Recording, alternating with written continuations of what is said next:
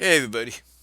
So, basically about let me check here and see if this is correct.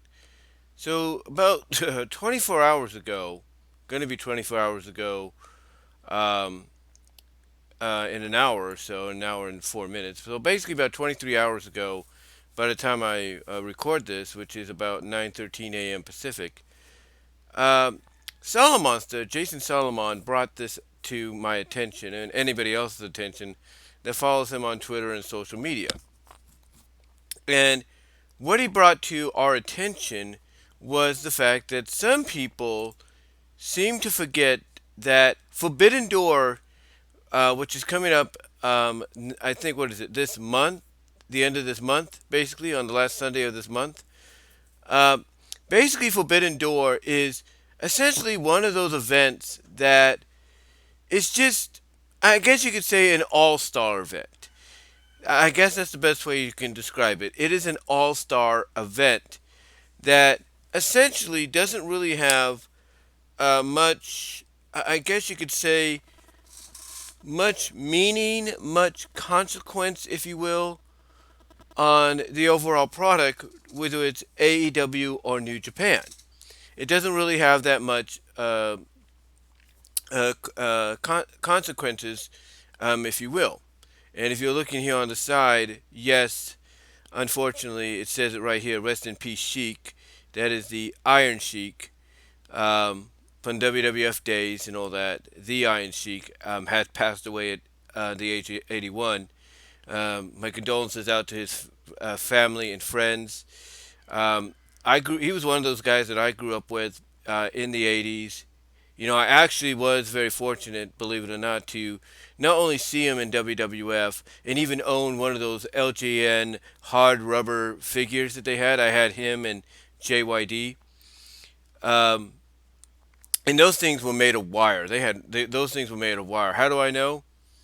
Because being a kid, not knowing any better, I messed them up to the point, kind of bent them, chewed on them a bit, to the point that yeah, the wires were sticking out, and I think maybe my dog got to it a couple of times. I'm not really sure, but anyway, I did have those two, and like I said, like I said, he's one of those individuals that I actually saw, believe it or not just in WWF, but changing the channel every once in a while, seeing him pop up elsewhere, and I saw him pop up, in the NWA, WCW, around, what was it, 88, 89. And that's basically when I was kind of differentiating the difference between both companies. But I still couldn't really do that. So I saw him, there, and I'm thinking, okay, I see him wrestling, who I didn't even know was Sting at the time. I was just finding out about, I was thinking, was this Warrior or something like that? No, this is Sting. So I'm thinking, okay, he's wrestling that guy. So I saw him there. I think I saw him pop up in the AWA in the late 80s, early 90s. And then, of course, we all know he made his return to WWF as Colonel Mustafa, who even the announcers played into the fact that, they knew who he was. There is video out there, and I think it's on the WWE Network as well, where they knew upon his return that this was the Iron Sheik. This wasn't somebody new. This was once Sergeant Slaughter's greatest adversary, and that's the one thing he's always going to be known for: his rivalries with the likes of Hogan, his rivalry, of course, big time with Sergeant Slaughter, if you will, Bob Backlund, you know, and of course everything he's done outside of wrestling and within wrestling and all that, his mannerisms, his sayings, his shoots, if you will. I mean, we could be here all day, but yeah, my condolences to his family and friends. Rest in peace, Sheik. You gave us a lot of great memories, especially for us that grew up in the 80s and 90s. But anyway, getting back on track here. Um, like I said, about 23 hours ago, exactly 23 hours now. Um, Jason put this out because apparently some fans, you know, I guess they don't get it, if you will. They don't understand that, as I mentioned, this that Forbidden Door is essentially like an all-star game. It's an all-star. Well, did I say that? Did I say it was an all? Did I say that or something? I think I was about to say that, and then I pointed out the Sheik thing. Yeah, so yeah, I was gonna say that, and then like I said, I pointed out the Sheik thing. So I apologize if my train of thought is all over the place. It's still kind of early. I'm still drinking my first cup of coffee. It's 9:18 in the morning Pacific, so I do apologize. But anyway, like I mentioned at the beginning, Jason brought this to mine and everybody else's attention by bringing up the fact that Forbidden Door is not meant to cater to casual fans. It's meant to give us some, fantastic matches we'll otherwise may not get to see and make money off the hardcores. That's why we're going to have a sold out crowd in Toronto. That specifically, that's what he said there. And here's the thing Jason has a point. Because, like I said, what people have to understand is this is essentially like an all star game. It is basically the best of New Japan taking on the best of AEW and by extension Ring of Honor. I mean, they're already setting up Zack Sabre Jr. against Samoa Joe, title versus title, you know, at Forbidden Door 2. We already know that's happening. And already they've pretty much confirmed that these two matches are happening here. You know, Kenny Omega defending the IWGP US title against Will Ospreay in a rematch from Wrestle Kingdom, but this time, on North American soil. And then of course you have Danielson and Okada. So I think for the very first time, a match that people have been wanting to see, and now we're going to get it. People have to understand that these are the kind of matches that, under any other circumstance, under any other circumstance, would never truly become a reality. I mean, the one thing that kept, Danielson from, staying in WWE, re-signing with them, is they would not let him make the trip to Japan.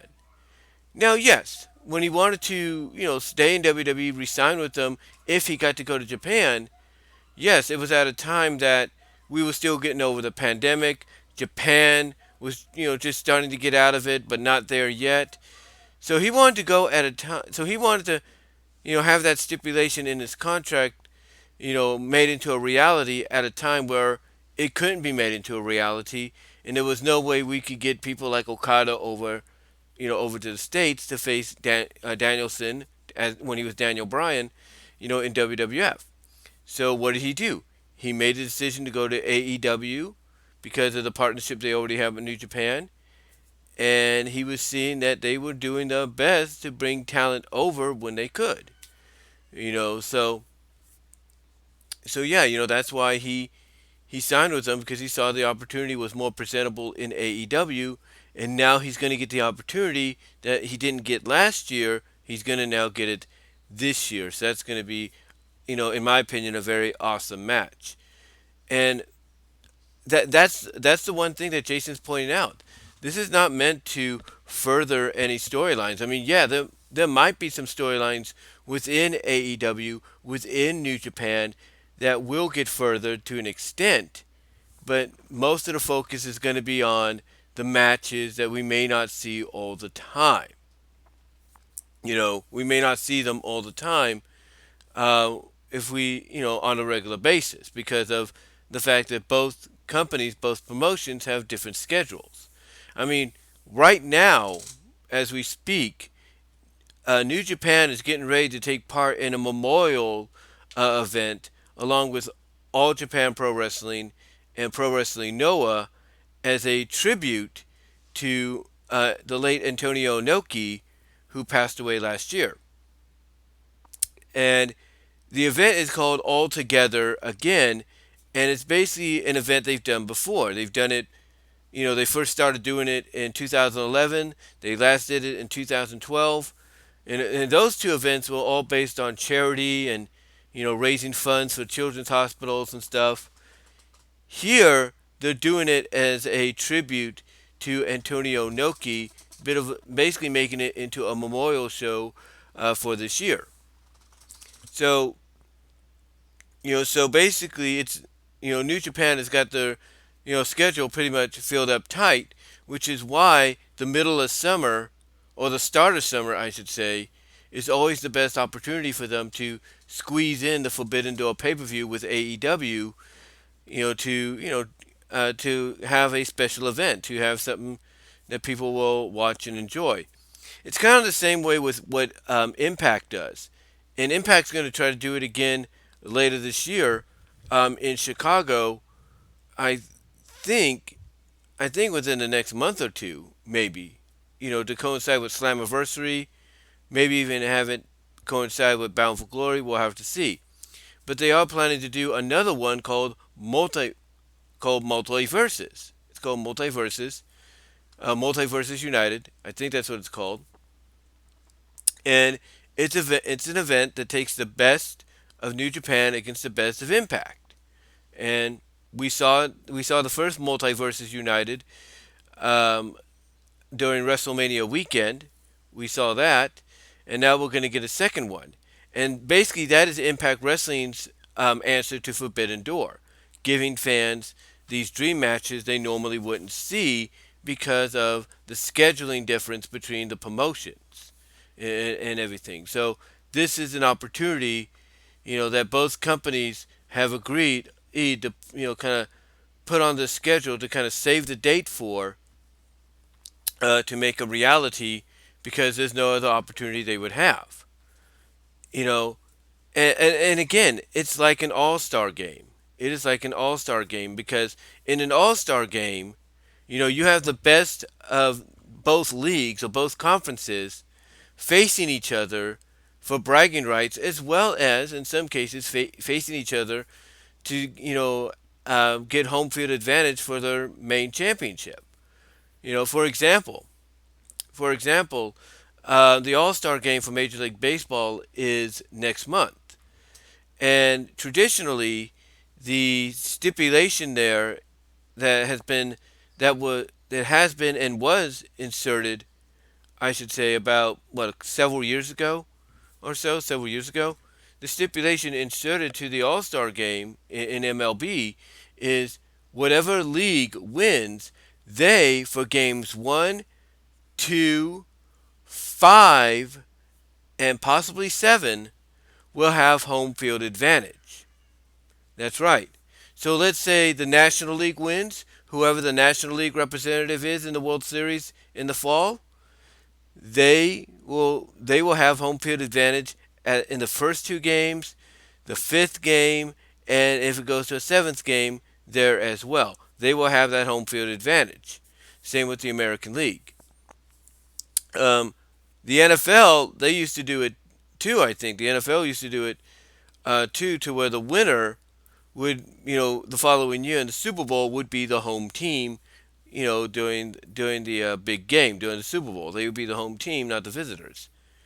And I think the NBA did it at one time where whatever conference won, or whoever the team captain, the builder of the All-Star team, if his team won and he was from, let's say, the West Conference or the East Conference, then that conference would have home field advantage, stuff like that. But the thing about, but the thing is, outside of those stipulations, to kind of add intrigue and interest to those games and all that, outside of those, the All Star games, if you take those stipulations away, are just a showcase for the best, that the conference has to offer, the league has to offer, and that's what Forbidden Door is. Forbidden Door is essentially for AEW and New Japan. It is essentially an all-star game, the best of AEW against the best of New Japan. Yes, just like just like with certain sports like MLB's, all-star game. Will there be things on the line? Yes, championships will be on the line. Like with Kenny Omega and Will Ospreay here, you know, the IWGP US title is going to be on the line. Now, is there a chance the IWGP World Title will be on the line? Absolutely. Is there a chance that the AEW Tag Team titles could be on the line? Absolutely. You know, is there a chance, like I mentioned earlier, we could have title for title, Ring of Honor against New Japan, Zack Sabre Jr., Samoa Joe? Could that, you know, could those titles be online? Absolutely. But here's the thing that I've noticed. With a few exceptions, like last year's Forbidden Door, with a few exceptions, you know, most championships don't really change hands. Last year, this FTR became the IWGP Tag Team Champs because pretty much that was, an agreement between all sides that FTR would be the only wrestlers team, if you will, to win championship gold because they always wanted to compete in IWGP in New Japan. And the agreement was okay, they're on a roll. They're the AEW tag champs. I think they were at that time, as well as they were the AAA tag champs. Why not add to it and say, okay, we'll make them, we'll basically we'll give them this moment to basically solidify their status as the best tag team on the planet. And that's what they did. And excuse me while I kind of rub my eye here for a second. I do apologize. If my finger hit the mic. But that's what they did. So yes, on occasion, certain things can happen. Certain championships can indeed change hands. There is no doubt about that. I don't think there's any getting around that. If they make that decision, and they could make that decision this year as well. But outside of that, outside of that, you know, mostly it's just a showcase of the best of AEW and by extension Ring of Honor against the best of New Japan. And that's it. As I mentioned earlier, Impact does it. Impact did it earlier this year, a couple months ago, during WrestleMania weekend. They're planning to do it again in a few months, if not, next month. So, it's nothing new. It's nothing new for these kind of events to take place, and whether you have championships on the line or you don't, it's just basically an opportunity for all the companies involved to showcase the best talent against each other. I mean, going back to Danielson and Okada, those are two of the very best wrestling has to offer today. I mean, Danielson, even though he's been with AEW just a couple of years, still is looked at as a WWE guy. He is still looked at as a WWE guy. And by those standards, fans are not looking at Bryan Danielson against Okada, even though that's how it's advertised. They're looking at Daniel Bryan versus Okada because that's what they originally wanted and that's what he wanted.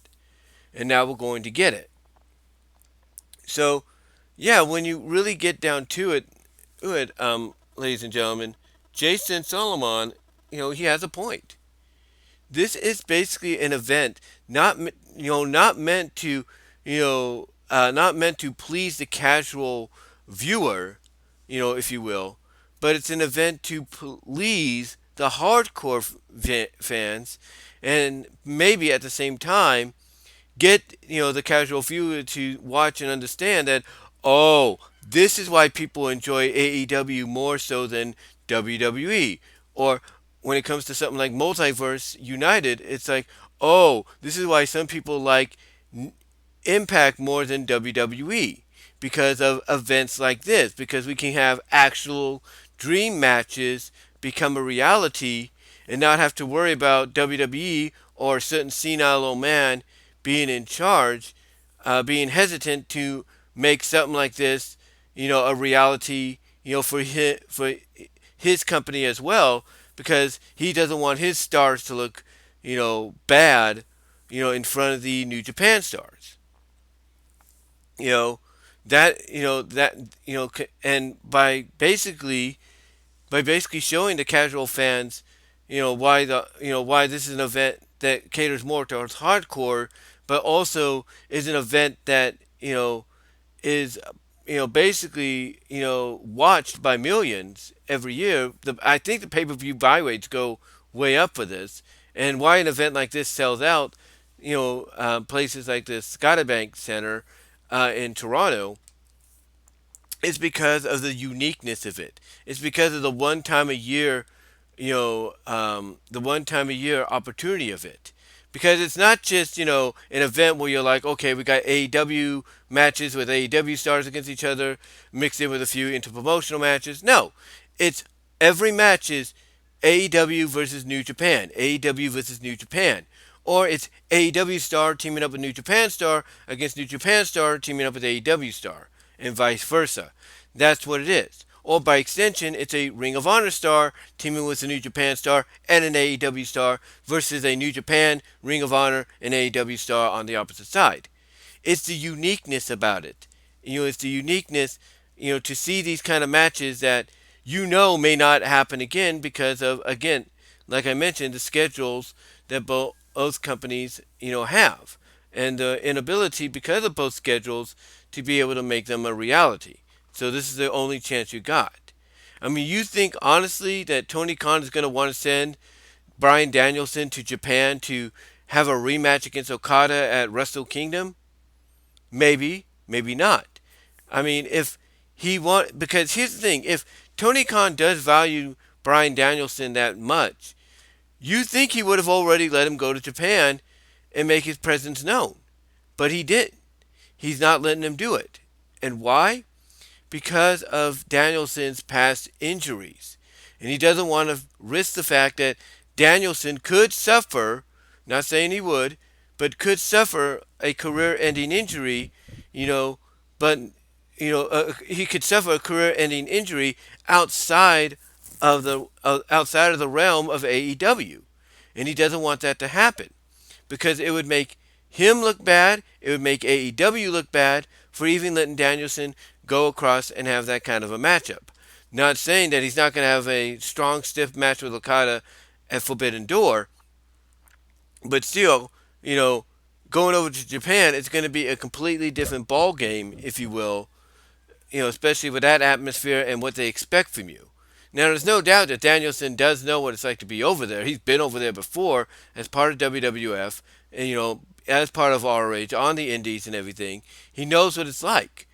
But times have changed. Even now the strong style that New Japan is known for is even stiffer and stronger than it's ever been. So hold on, I'll get some coffee here.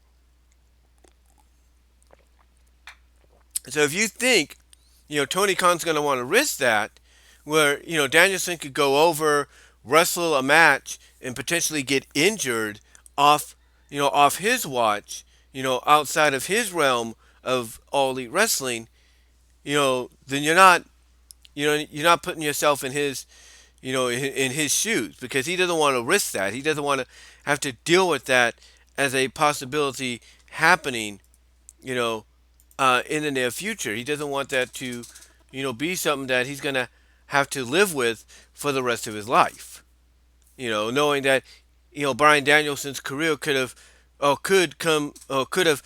come to an end, in Japan because he allowed him to go there without, without precaution or, without some kind of, agreement that, hey, don't be so stiff with him in the ring or something like that. Again, he's not going to take that chance. Even if Danielson wants it, he's not going to take that chance. And that's why, events like Forbidden Door are made to allow people like Danielson to have their dream match, but to have it on his watch, to have it on, his time, if you will, which is the same time New Japan's doing it, but you get the idea. But basically, you have it on his watch, have it in his ring, if you will, that he's sharing with New Japan to make sure that if there's any injury that occurs, they have the right people on standby, just for that occasion. So, again, that is why when you look at events like Forbidden Door, this is why they happen. Because it allows these kind of matches to become a reality, even if they're only a one-time deal, for maybe the next several years or just a one-time deal period. That is why events like Forbidden Door and even Multiverse United exist. So that way, basically, we get these kind of matches, and the promotion star that's going to be in certain matches, like let's say Danielson and Okada, can be on hand just in case anything happens or goes wrong, which I pray to God it doesn't. Same thing with Omega and Osprey. If anything goes wrong there, they're on hand to attend to Omega. So basically, long story short, this is an event that is allowing not just the fans, hardcore and somewhat casual, to get get an event that's going to give them these dream matches that they never thought would ever happen, but now are going to become a reality. Not only is this event existing and happening to allow that to happen for the fans, but also for the wrestlers. The wrestlers want these matchups.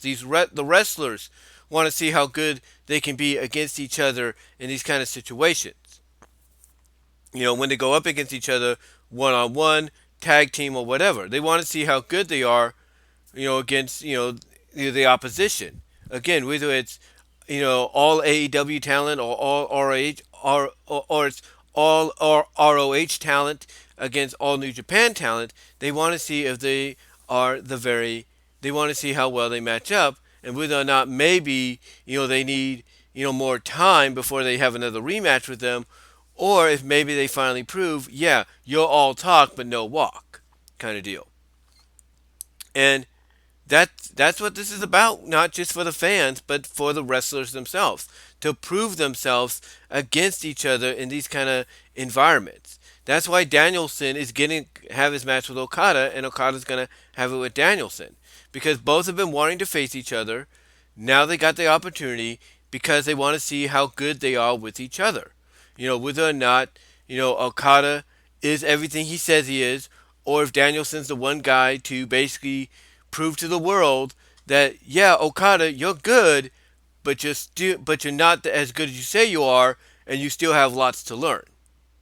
You know, this is an opportunity for that story to be told in this manner. So overall, when I read what Jason said, though, when he said this is when he said basically that Forbidden Door is not meant to cater to casual fans, it's meant to give us some blank fantastic matches we otherwise might not get to see and make money off the hardcores, and then that's why they're going to have a sold out crowd in Toronto. He has a point. And then his and then his co and then his co color and then his co color commentator on House of Glory, Hog Wrestling, if you will, JD from NY206 of Off the Script, even jokingly puts out there, sarcastically jokingly puts out there, but where's the story, man? Because that is the one thing. That is the one thing that people are, getting on them, about this. Where is the story and everything? And people like PWP, like PWP Nation, basically said the story is Supercard, and they point out, go back in wrestling history, and we've seen this countless times. History always repeats itself in professional wrestling, and they will have basic wrestling competition stories going into these matches. I'm pumped for this one. In other words, basically, that's what it is. It's a supercard. And like I said, they're going to have stories tying into what's going on in the AEW Ring of Honor side, as well as stories that are going to coincide with what's going on the New Japan side. So, yeah, basically, the overall consensus for a story, if you will, is it's a supercard that's going to have storylines on both sides of the spectrum intertwining with each other, um, you know, that are intertwining with each other to help. What was I going to try to say? Basically, okay, let me rewind. Okay, what I'm trying to say is, as PWP Nation put out there, the story is it's a supercard where you're gonna have championships on the line, whether they change not or whether they change hands or not. That's up to both New Japan and AEW. You're gonna have a supercard with championship matches, dream matches you wouldn't expect to happen. It may not happen for quite some time afterwards. And also, it intertwined any of the storylines, from New Japan and AEW and Ring of Honor by extension. So, like, whatever storylines are going on in Ring of Honor and AEW right now, those can intertwine by having maybe some individuals cost their rivals, the nemesis, if you will, to lose to the New Japan guys, and vice versa. Whatever storylines are going on in the New Japan side, they could cause their nemesis, their rivals, to lose to the AEW Ring of Honor guys. Those would be the storylines that intertwine. But the overall story, period, is the fact that it's a supercard of dream matches. Let's not forget, like PWP Nation pointed out, we've seen this countless times. Remember back in the late 80s, AEW, CWA, WCCW, in a last attempt to compete with WWF and Vince McMahon, and by extension Jim Crockett and the NWA/WCW, they put on Super Clash 3. Super Clash 3, even before then, was mostly an AWA event, that would coincide with the likes of NWA. But mostly it was an AWA event. For the third and final one, I think it was the third and final one, they said, okay, we're going to book the UIC Pavilion in Chicago, and we're going to collab together with WCCW, CWA, and AWA in a last ditch opportunity to compete with WWE. And what did they do? They gave us a super card of interpromotional matches, some in promotion matches, and a unification match between Kerry Von Erich and Jerry Lawler. And that event, believe it or not, took place back back in 1988, I should say, 1988. Did it help them? Did it help all three promotions? Get even with Vince McMahon? No, it didn't. It had I wouldn't deny it had a decent but not successful buy rate. You know, I won't deny that it had a decent but not successful buy rate. But the point is, it wasn't. But the point is, the supercard wasn't enough to overthrow Vince. And that's the big difference with this supercard of today, Forbidden Door, and even the supercard that we get with Multiverse United. It's not, it's not a supercard put together to basically tell WWE, hey, look what we got. We got this now, and we're going to use it to put you out of business. No, it is being done basically to give the fans something that no other major promotion will give them on a national scale. Yes, Impact tries doing it themselves, but all they have is the Impact Plus service, the YouTube Impact Member service, and Fight TV. That's all they have. But when it comes to Forbidden Door, they're going to have pay per view. They're going to have pay per view. They have promotions for it. They already got things lined up and ready to go. You know, and again, it's not being done to put these guys out of put these guys into a situation where they're trying to put Vince McMahon out of business or trying to prove to him that we're number one, WWE is number two. It's not that way. They're just doing it because they want to give fans something that normally they wouldn't get outside of WWE. That's why they're doing it. That's why they're doing it. But yeah, I think what Jason says here is, fact. It is an actual fact that this is an event that's going to give us fantastic dream matches we otherwise might not see, until later down the line, maybe at a Wrestle Kingdom or a Full Gear or an All In, or maybe not ever again, and to make money off the people that it's truly catering to, and that's the hardcores, because the hardcores, they know in reality that outside of Forbidden Door, there ain't no way they can get these matches to truly happen unless either somebody's schedule on the New Japan or AEW side opens up for it to happen, or basically or basically what am I going to try? What am I trying to say here? You know, or basically, the event, or basically both companies find a way to open up, another opportunity for a second New Japan AEW collaboration to happen, throughout, in the same year as Forbidden Door. That's the only way. But outside of that, this is basically a supercard all star game, if you will, that basically comes once a year. And whether or not it has championships on the line, which it's going to, obviously, as we see with Kenny Omega and Will Ospreay, you know, just like I mentioned earlier, just like with Major League Baseball and other sporting events that have all star games, basically this is just to showcase the best of the best against each other, as well as, integrate some storylines on both sides of the spectrum and go from there. As well as even wrap up some storylines that are intertwining with both companies, like Omega and Osprey. And that's about it. That is about it. You know, People need to understand that sometimes an event like Forbidden Door is not meant to, basically be like a regular AEW pay per view, that we see with, the likes of Double or Nothing, Revolution, All Out, All In by extension, Full Gear. It's not meant to be that kind of an event. It's meant to basically be a super card, a super card, an all star card, if you will, bringing the best of both promotions against each other, to see who is the best, who is the better promotion basically overall.